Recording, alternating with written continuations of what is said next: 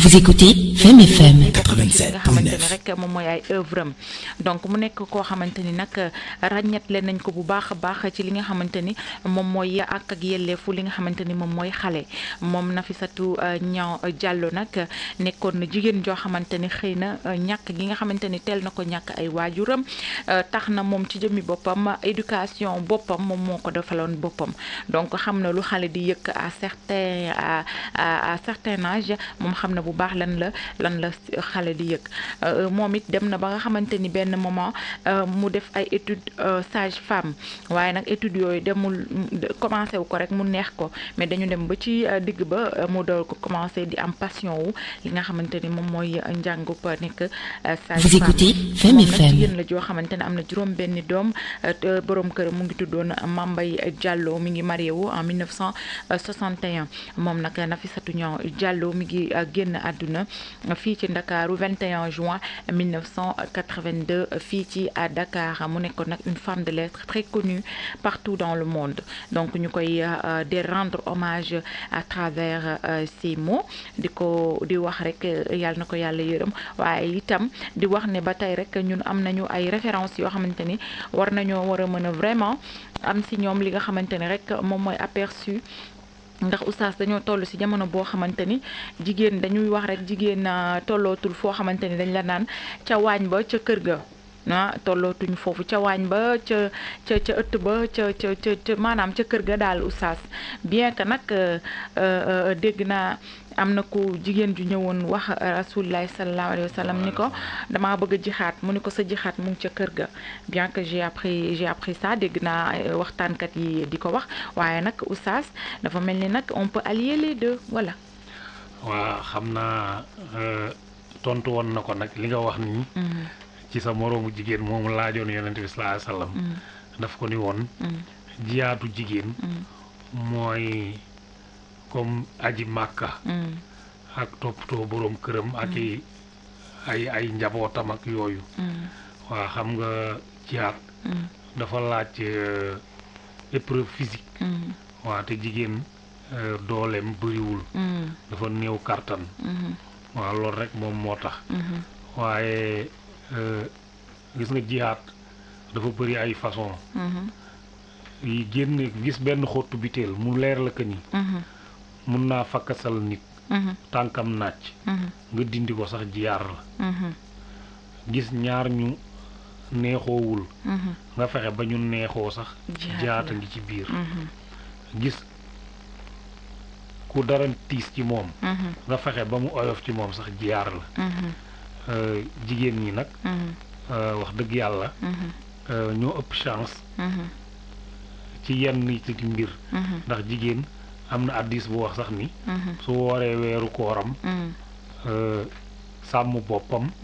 julli juróomam mu ni bu toppee ndigalu jëkkëram rek dugg àjjanay boroomam waaw yooyu yëpp nag ci xeetu jiyaar yi la bokk rek xam nga sànq maa ngi lay junj naa la bul xeeb sensibilisation bi ngay def ci sa moroomu jigéen yi pour ñu def yenn dépistage yi xam nga loolu fi mu ne mun nga ko wax nit def ko rek yàlla daal di fay la ci kàddu googu nga xamante ni nii yëkkati nga ko ba sa moroomu jigéen juk rek def loo xamante ni mun na jur doom ëllëg yoo xamante ni day faj wala mu jàng ba am xam-xam créer benn vaccin wala benn médicament loolu ci sa wax rek yàlla da la ciy fay te dañ koy considérer comme jihaad amiin yàlla yaa oustaz jërëjëf kon nag jihaad moom bëri nay façon surtout si jigéen donc comme Nafissatou Niang Diallo moom dafa jëloon li nga xamante ni mooy ab mbind daal di koy lamboo taxoon na nag ay œuvre am tasaaroo ci àddina bi te daawul wax li ay œuvre am yi mu daan gën a wax nag bokk na si ci mbindum gune ndax ñetti œuvre ci ay œuvre yoo xamante ni ay livre xale yi mën nañu am accès ci livre yooyu daal di koy lire mën ko comprendre aussi comme Awa la petite marchande. Alors 7h passées de 41 minutes, on continue avec du bon son avant Femme Métier.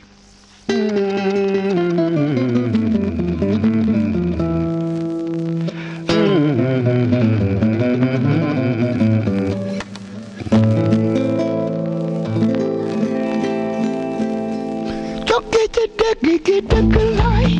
nelaw ci dëgg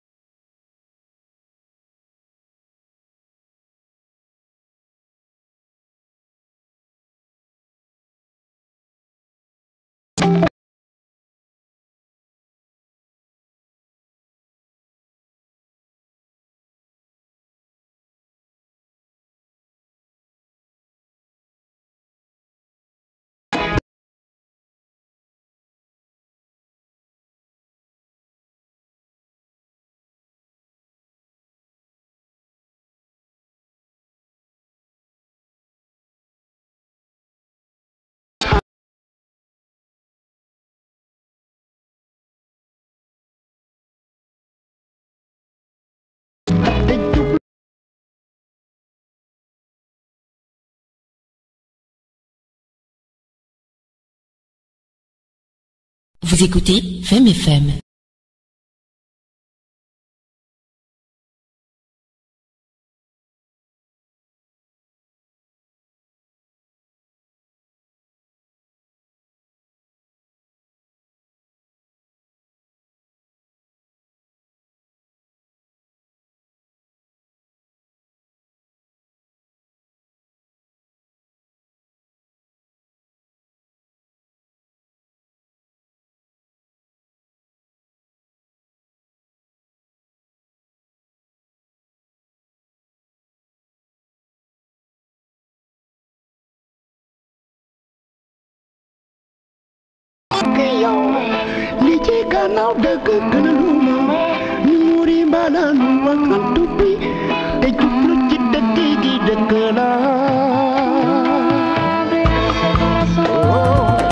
Femme FM rajo jigéen ñi xale yi ak musique bi 87.9 Dakar.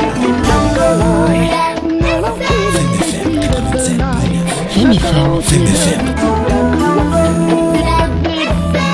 yéen a ngi déglu Femme FM juróom-ñett fukk ak juróom-ñaar ñu tombal juróom-ñeent. Vous écoutez Femme FM.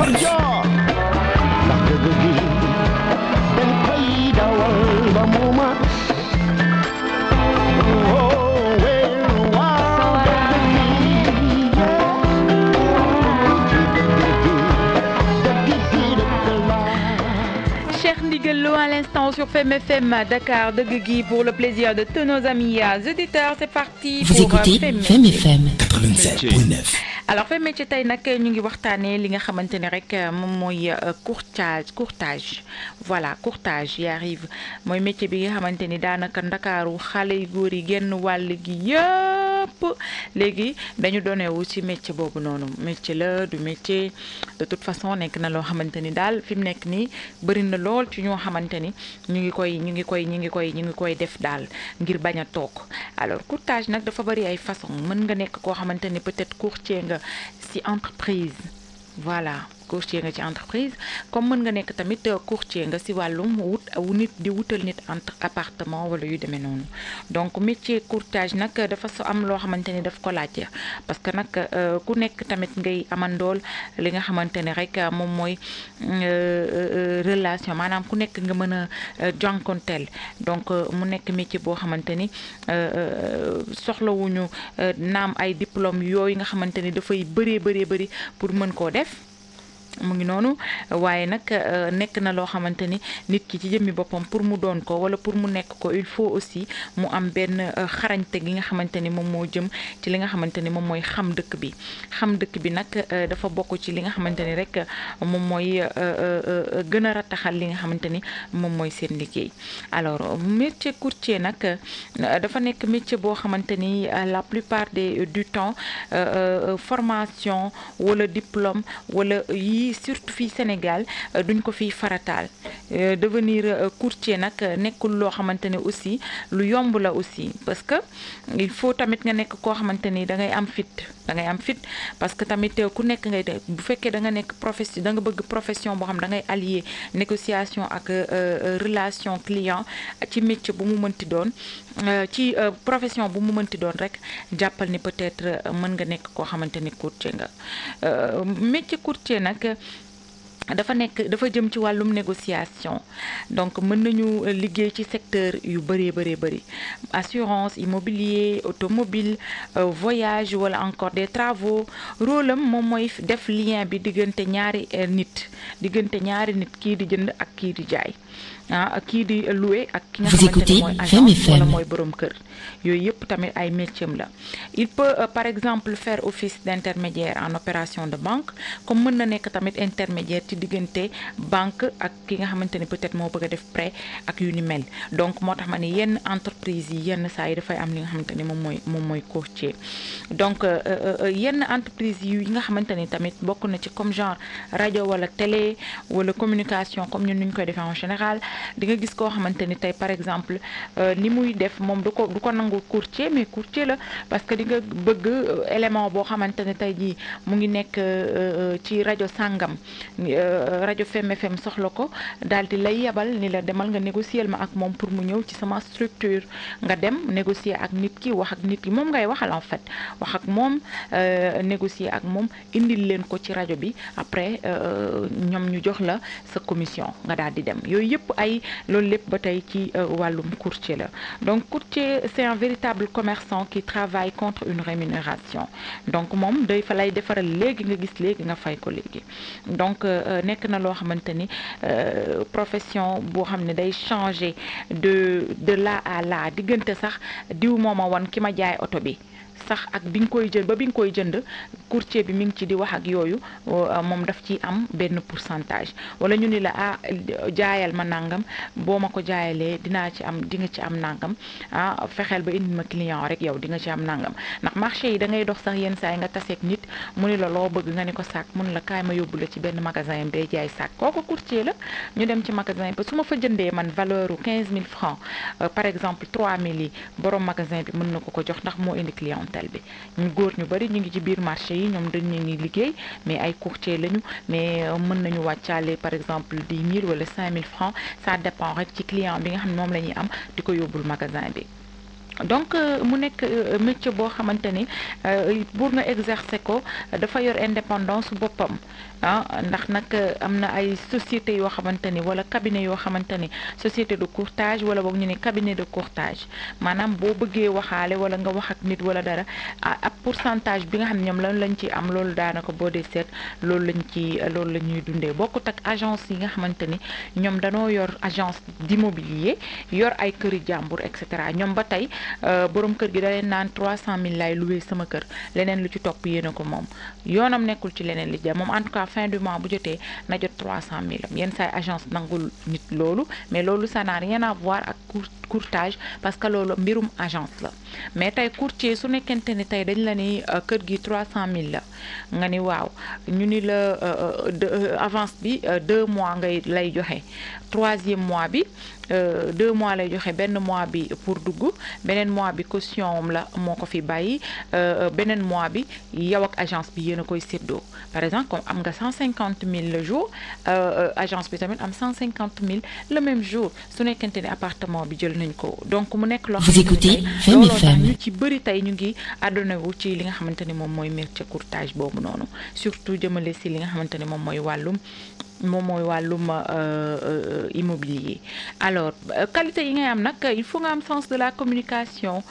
il faut nga mën a wax un très bon orateur il faut nga nekk koo xamante ni tamit da ngay mobile mën a dugg fii génn fii ba pare naraw mën a sonn ci yëf parce que client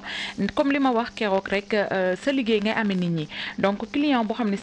am na satisfaction même su nekkente ne sax mujjuta d'accord ak li nga xamante ni moom nga ko doon lijjantil mais mu gis yow di nga ci sonne rek mën na la neexal sans pour autant sax mu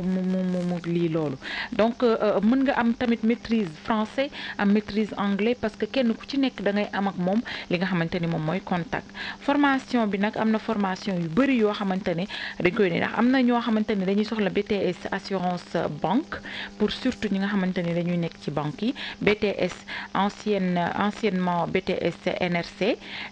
wala bokk ñu ni la DUT carrière juridique peut également être une option. Ces diplômes donc peuvent tous les trois être complétés par une licence professionnelle assurance banque ou autre ndax loolu nit ñi ngi koy wut ngir di liggéey ci banque yi nekk courtier de banque mi ngi noonu yenn étudiants yi nga xam dañu def bac plus 5 yenn école commerce yi aussi dañ leen koy ubbil condition de réussir yi nekk ay concours d'entrée mu nekk également possible nga suivre sa master dans un domaine de courtage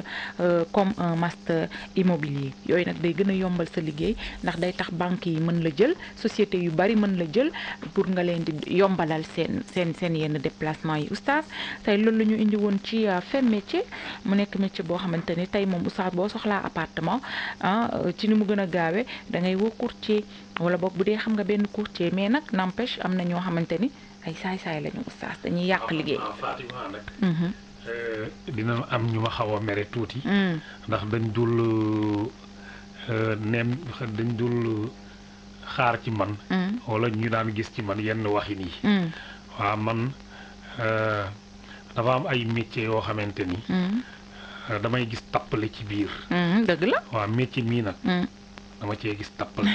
ci ñi wut appartement. waaw non daf ci am. waaw tappale moom. daf ci am. à 90%. xam nga lu tax. mooy ñoom produit bi ñuy joxe. moomuñu ko. très rarement ngay gis kër courtier bu am kër. wala mu am appartement dëgg la oustaz. wala boobu produit bi muy joxe. moom mu am ci accès. dëgg la yenn saa yi sax. Vous écoutez Femme FM 87.9. maanaam élément nécessaire yi tax mu war a mun a yëkkati loolu di ko joxe. di ko joxe dëgg la. day dégg ñu ni. diw yor na kër sangam. wala agence Vous écoutez Femme FM 87.9. léegi nit ki bu ñëwee ci yow nga ne ko am naa ko loolu l'islam daf ko tere. puisque l'islam am njaayam. day bëgg produit bi ñuy jaay. mu nekk fi. kiy jaay nekk fi kiy jënd nekk fi mais li ñuy jaay mu nekk lu palpable. fi mu ne nii yow l'islam permettre ma. nga ñëw nga ni ma oustaz am naa terrain bu ma lay jaay. ma ni la ana terrain bi. nga ni ma jotaguma ci. sama. Vous écoutez Femme FM. mais xam naa foofu moom wax intéressé wu ma. wala nga ni ma oustaz dama lay jaay benn gilleem. man la ana gilleem nga ni mu ngi gànnaar. tappale moo tax dafa nekk métier boo xamante ni tappale lay indi. waaw war nañ ci war a mën a gërëm araamul nag. de Thialé aussi bokk na ci li nga xamante ni rek moom mooy ay œuvre am donc mu nekk koo xamante ni nag ràññetle nañ ko bu baax a baax ci li nga xamante ni moom mooy ak yelleefu li nga xamante ni moom mooy xale moom Nafissatou Niang Diallo nag nekkoon na jigéen joo xamante ni xëy na ñàkk gi nga xamante ni teel na ko ñàkk ay waajuram tax na moom ci jëmmi boppam éducation boppam moom moo ko defaloon boppam donc xam na lu xale di yëkk à certain âge moom xam na bu baax lan la xale di yëg moom it dem na ba nga xamante ni benn moment mu def ay études sage-femme waaye nag études yooyu demul commencé wu ko rek mu neex ko mais dañu dem ba ci digg ba mu dool ko commencé di am passion wu li nga xamante ni moom mooy njàngub nekk sage-femme moom nag jigéen la joo xamante ne am na juróom benni doom borom kër mu ngi tuddoon Mambay Diallo mi ngi marié wu en 1961 moom nag Nafissatou Niang Diallo mi ngi génn àdduna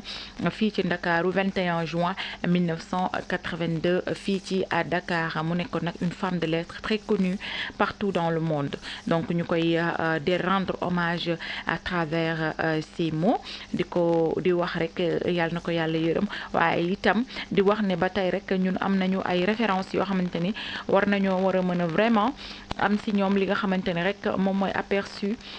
ndax oustaz dañoo toll ci jamono boo xamante ni jigéen dañuy wax rek jigéen tollootul foo xamante ni dañ la naan ca waañ ba ca kër ga tollootuñ foofu ca waañ ba ca ëtt ba ca maanaam ca kër ga daal oustaz bien que nag dégg naa am na ku jigéen ju ñëwoon wax rasulilah sallallahu alayhi wa sallam ni ko damaa bëgg a jixaat mu ni ko sa jixaat mu ngi ca kër ga bien que j'ai appris ça dégg naa waxtaankat yi di ko wax waaye nag oustaz dafa mel ni nag on peut allier les deux voilà. waa xam naa tontu woon na ko nag li nga wax nii. ci sa moroomu jigéen moomu laajoon yonent bi sallallahu alayhi wa sallam daf ko ni woon jiyaatu jigéen mooy comme aji màkka ak toppatoo boroom këram ak ay njabootam ak yooyu waa xam nga jiyaat dafa laaj épreuve physique waa te jigéen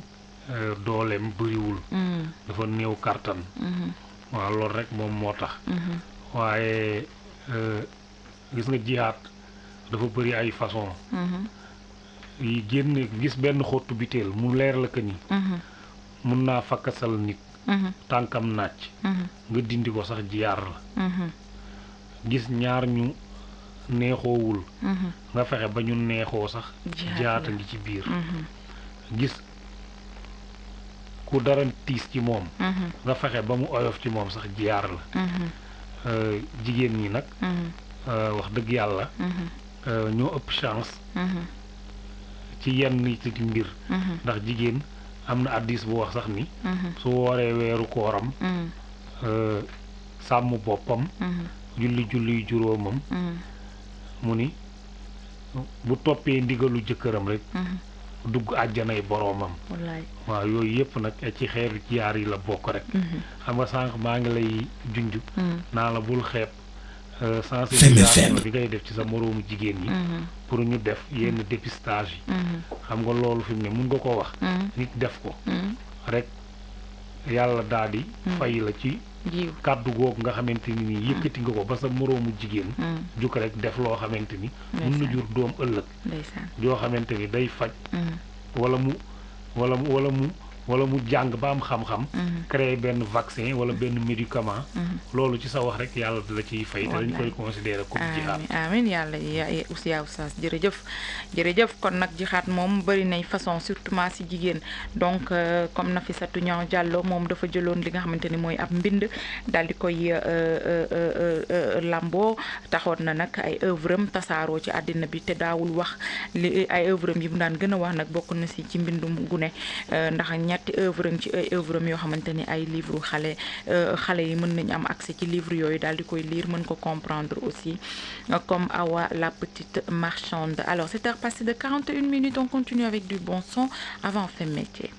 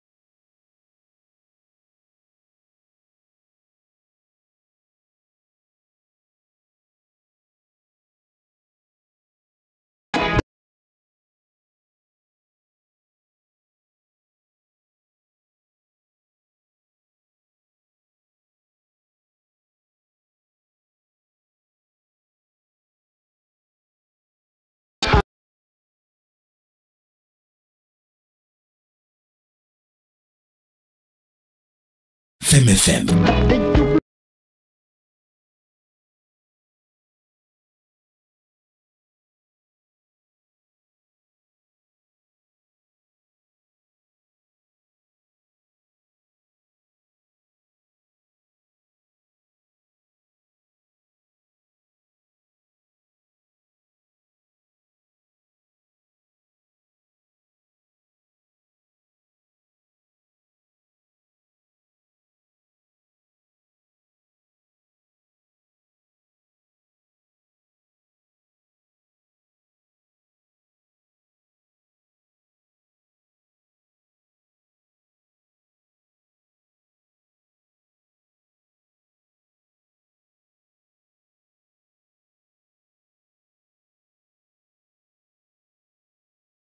ci yow li ci gannaaw dëgg gënaluma ñu muri mbalaan waxantu bi te jublu ci dëgg gi dëgg la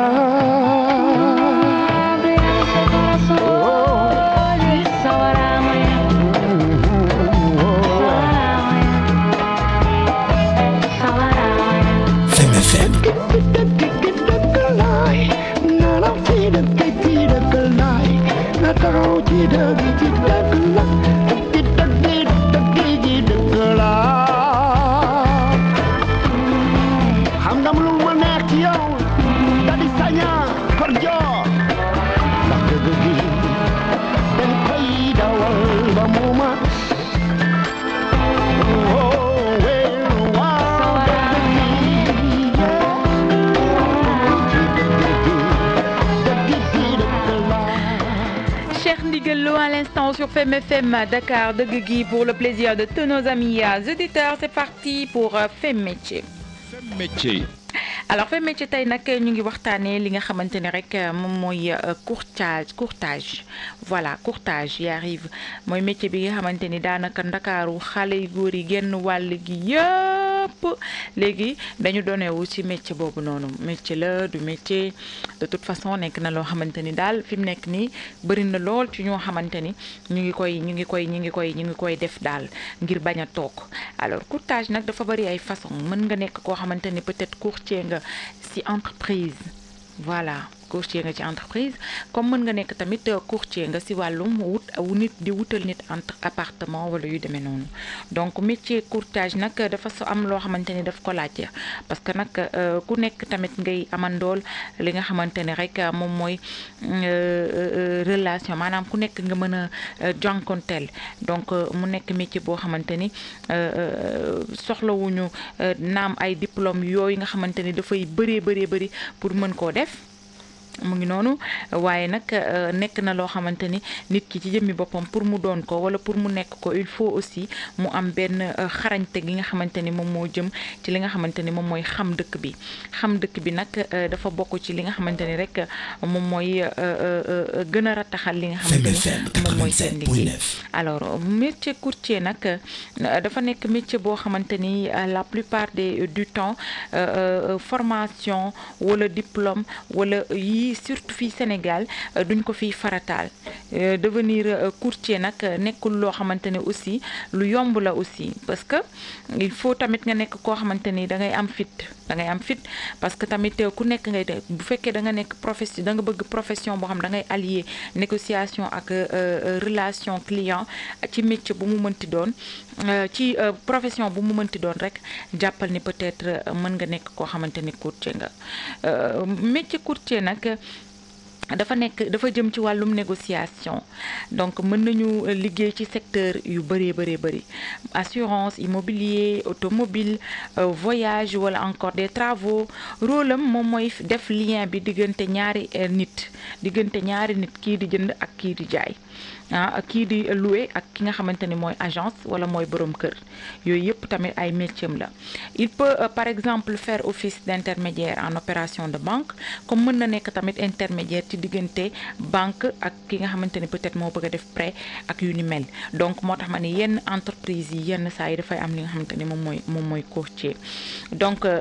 yenn entreprise yi nga xamante ni tamit bokk na ci comme genre rajo wala télé wala communication comme ñun nuñ koy defee en général di nga gis koo xamante ni tey par exemple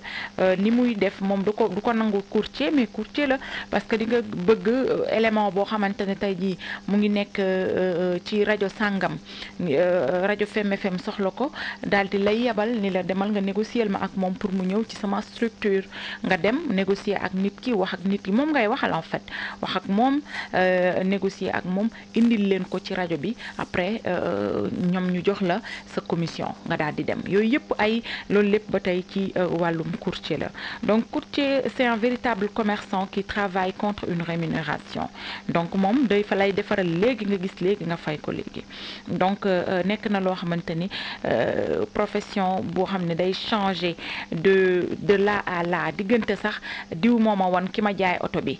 sax ak bi nga koy jënd ba bi nga koy jënd courtier bi mi ngi ci di wax ak yooyu moom daf ci am benn pourcentage wala ñu ni la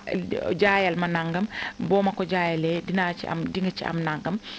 fexeel ba indi ma client rek yow di nga ci am nangam ndax marché yi da ngay dox sax yenn saa yi nga taseeg nit mu ni la loo bëgg nga ni ko sac mu ni la kaay ma yóbbu la ci benn magasin day jaay sac kooku courtier la ñu dem ci magasin ba su ma fa jëndee man valeur u 15 000 francs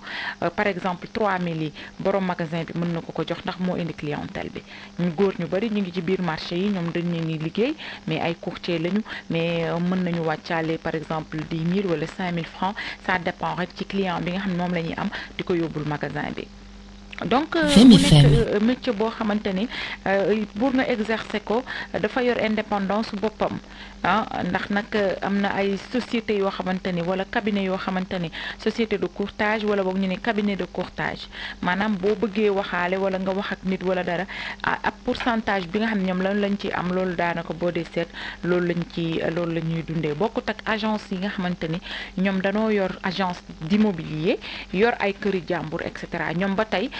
borom kër gi da leen naan 300 000 laay loué sama kër leneen lu ci topp yéen a ko moom yoonam nekkul ci leneen li ja moom en tout cas fin du mois bu jotee na jot 300 000 am yenn saay agence nangul nit loolu mais loolu ça n'a rien à voir ak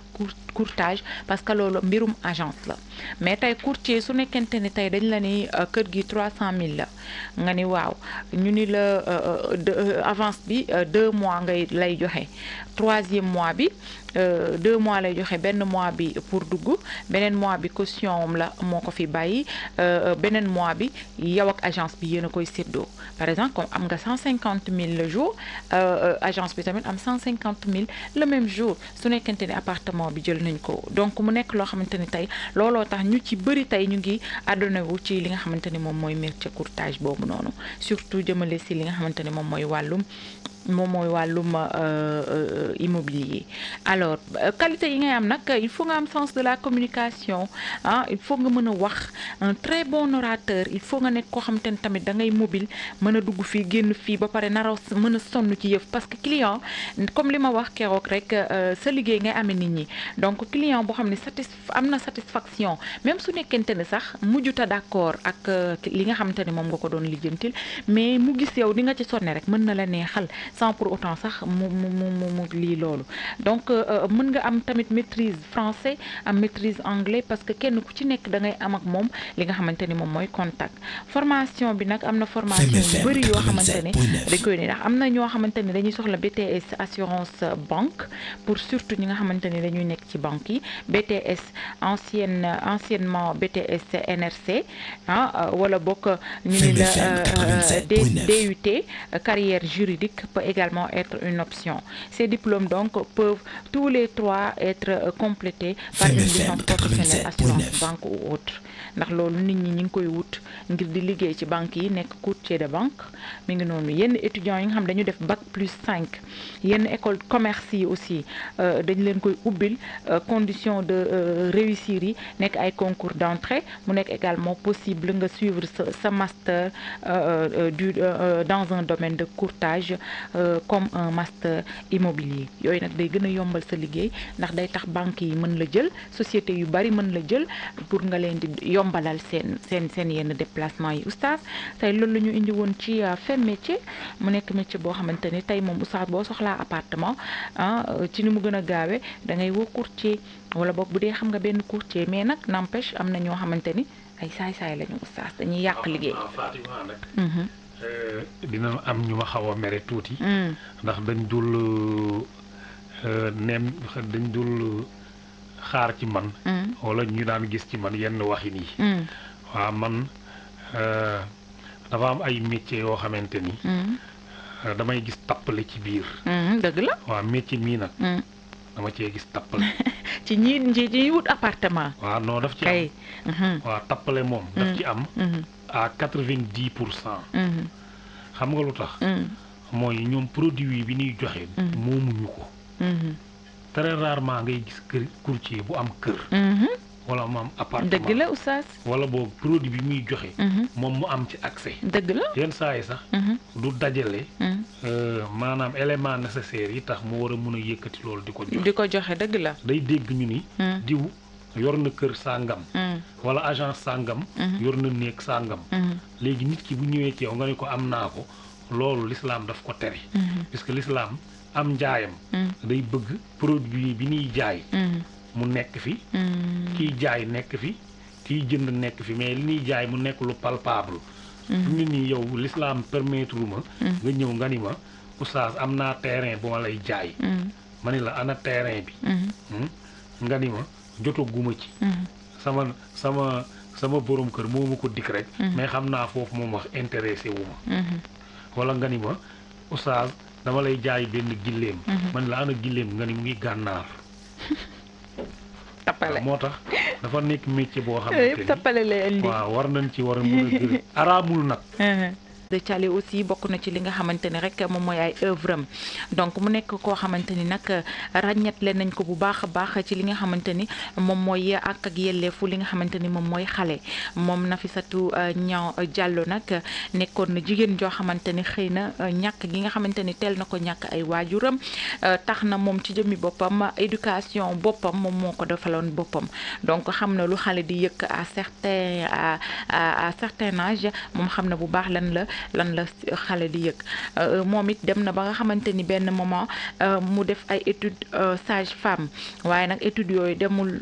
commencé wu ko rek mu neex ko mais dañu dem ba ci digg ba mu dool ko commencé di am passion wu li nga xamante ni moom mooy njàngub nekk sage-femme moom nag jigéen la joo xamante ne am na juróom benni doom borom kër mu ngi tuddoon Mambay Diallo mi ngi marié wu en 1961 moom nag Nafissatou Niang Diallo mi ngi génn àdduna fii ci Ndakaaru 21 juin 1982 fii ci à Dakar mu nekkoon nag une femme de lettres très connue partout dans le monde donc ñu koy de rendre hommage à travers ces mots di wax rek yàlla na ko yàlla